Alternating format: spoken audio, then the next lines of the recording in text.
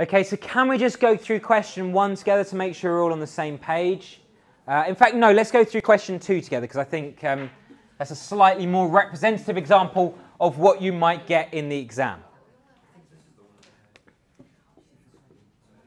So let's have a look. Question 2. So you notice question 2 is much more wordy. And in fact, if I flick through to question 3, that's also much more wordy. These are the types of questions which you will get in the exam. Okay, so the wordy style questions. You need to pull out these situations which you need. Okay. Now you notice that nowhere in that question 2, so let me read it. It is known that 35 out of 100 patients will suffer from headaches after being given an injection. On Monday, 12 patients are given this injection. Nowhere in there does it say use a binomial distribution. Okay. So you have to extract from this information, you should be thinking, okay, so we've got a probability going on here. We've got 35 out of 100, okay? So my probability is 35 out of 100. My probability of success, in other words, probability of being given an injection, okay? And it's known that they will suffer from a headache after being given this injection. On Monday, 12 patients are given this injection. So that's my number of trials, 12, okay? So I'm thinking, this looks like a binomial situation, right? Success is getting a headache, failure is not getting a headache, okay? So if I want, I need to define my random distribution, my random variable, okay? So what will my random variable be? What's x? What's my random variable?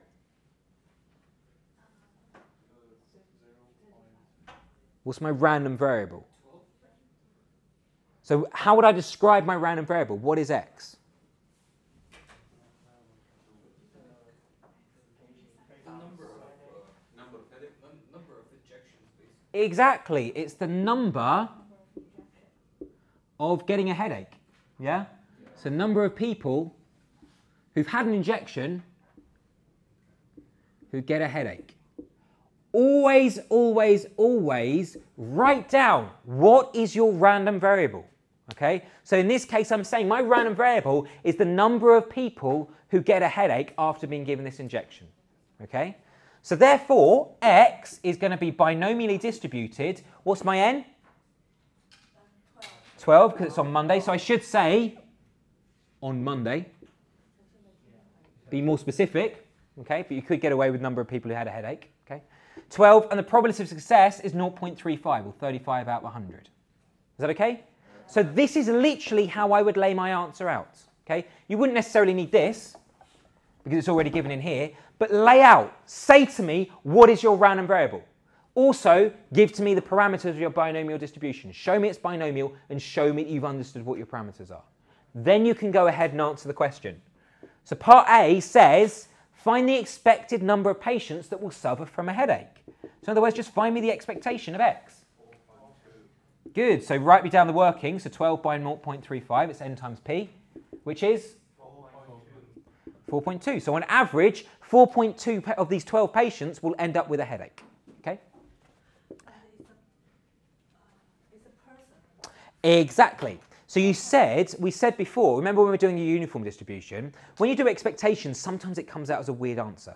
Not a lot you can do about that, okay? But the idea is that in the limit, even though it should be discrete, it should be sort of somewhere around 4, okay? So that's how you interpret it. It's not very nice for discrete, yeah? Okay, good. So let's... If it was above 4.5, you would say it tends towards 5. Yes. Yeah, I would round it. So round it using the normal rules, yeah? Okay, good. Find the standard deviation. Well, we can't find that straight away, but we can find the variance first, then square root it, can't we? So the variance, remember, is just n times p times q, 2.73. So the standard deviation is going to be the square root of that, so 1.65. In fact, I would write down the square root of 2.73. Show me as much working as possible. Give me as much opportunity to give you marks. 1.73. Okay? So yes, show me that you understood that standard deviation and variance is the square root of it. Unlikely to get you a mark, but why take the risk? Like if it's down on paper, I can give it a mark. Yeah? So if you're really struggling, then I'll always try and find marks for you. Okay. Find the probability that 4 more of these patients will suffer from headaches. So find the probability that X, the number of patients, okay, will suffer from headaches is greater than or equal to 4. That's literally what that means. Okay, so in notation, that's literally what this means.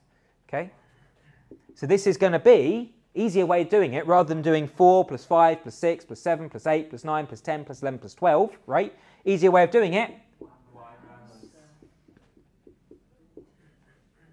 Yeah, 3 or less. Okay, 4 or more, 1 minus probability 3 or less. It's going to be 1 minus the probability that x equals 1, x equals 0, plus probability that x equals 1.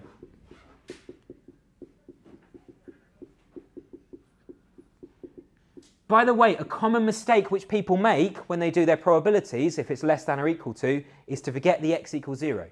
No outcomes, no successes is perfectly possible. Yeah? So make sure you include that one as well. Has anyone calculated that?